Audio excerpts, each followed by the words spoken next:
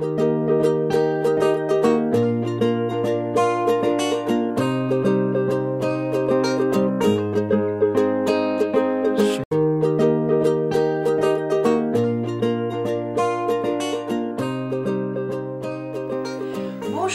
et bienvenue dans cette nouvelle émission d'Astro Vidéo.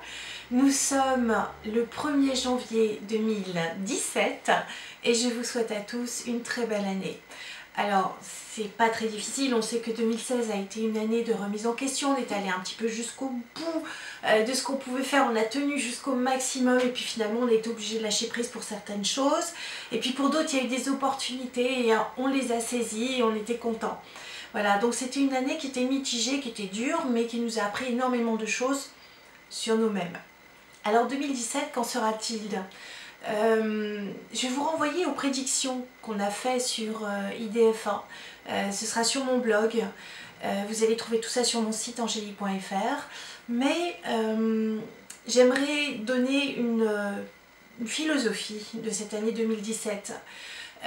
Vous avez remarqué qu'on va vers des temps très troublés, très difficiles, très particuliers. Et en même temps, ça va favoriser une compréhension des choses, peut-être plus d'entraide encore. Soit vous avez tendance à vous replier, soit vous allez vous ouvrir sur les autres, ce sera votre choix. Un autre point aussi, c'est que c'est une année qui est vraiment à deux facettes. C'est pour ça que sur ma page Facebook, j'ai mis une photo où il y avait exactement la même chose, mais l'une en blanc et or et l'autre en rouge et or, parce qu'il y a deux facettes sur cette année.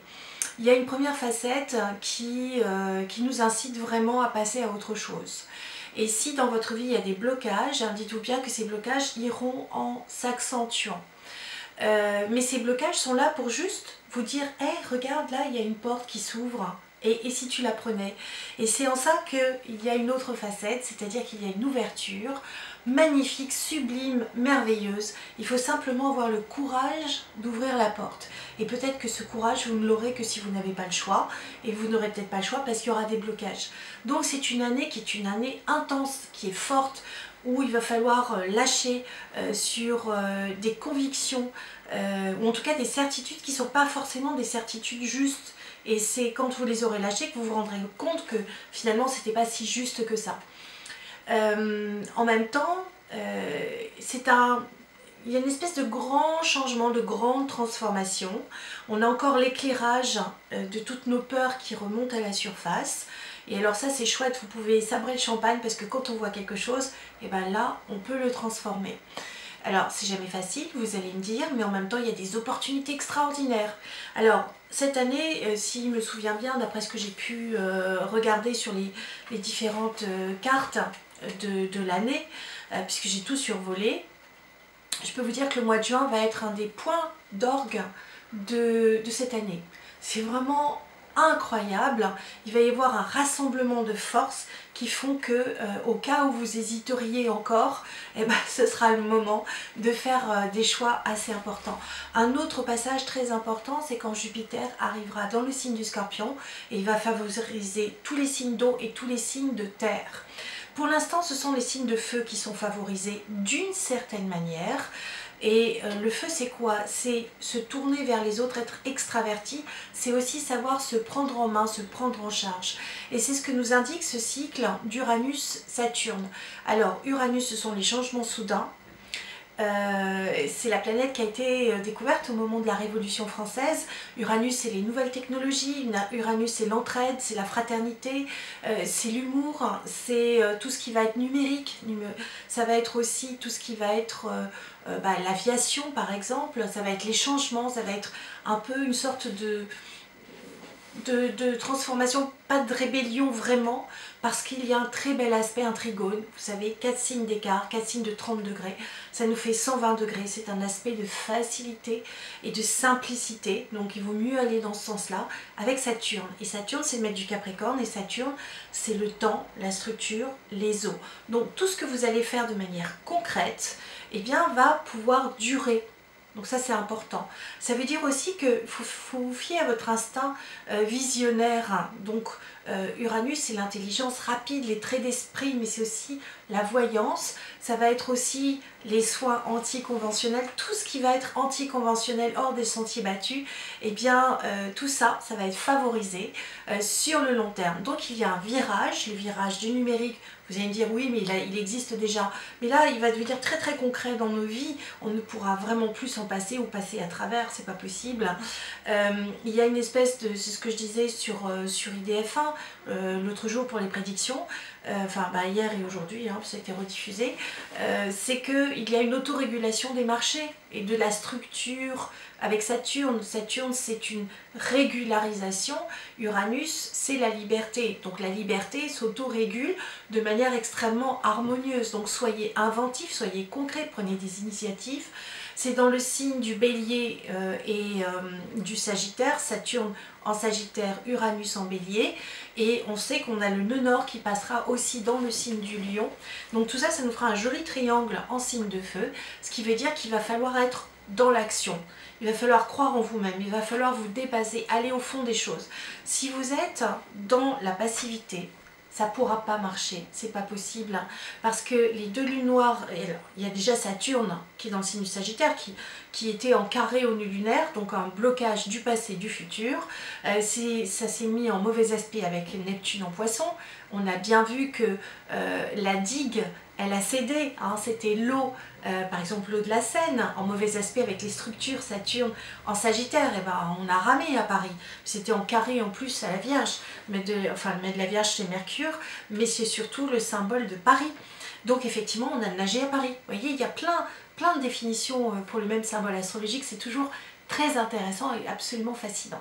Donc là, on a Saturne qui arrive sur la fin et qui va solliciter les troisièmes décans de la Vierge, du Poisson, en disant, voilà, attention à ce que vous dites, attention à ce que vous faites, ne soyez pas naïfs, ne prenez pas les vessies pour les lanternes, et puis soyez concrets dans vos actions, n'attendez pas les promesses qu'on peut vous faire, mais allez-vous vous décider ce que vous voulez vraiment de votre vie.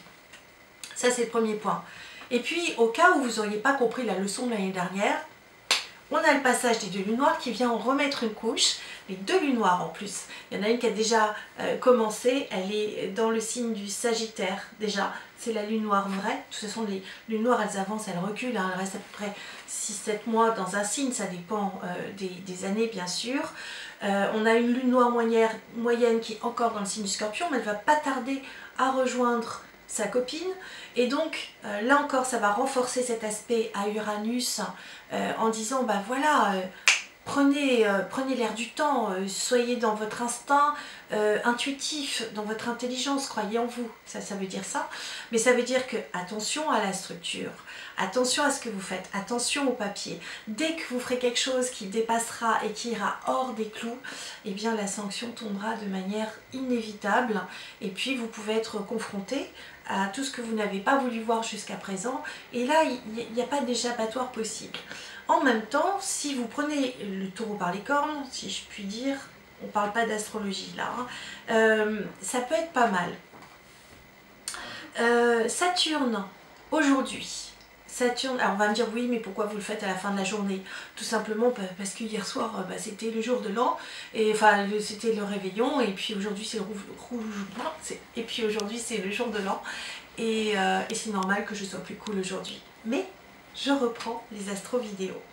Donc on a Saturne, le temps, à côté de Junon, les contrats en bon aspect avec Uranus qui est lui-même conjoint à Cérès.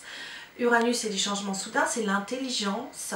Donc on a intelligence et sagesse, ça c'est pas mal, intuition. À côté de Cérès, le discernement. Cérès, elle a appris aux hommes à faire le blé. Et Cérès, c'est dans l'ambiance de Mercure, c'est un planétoïde plus qu'une planète.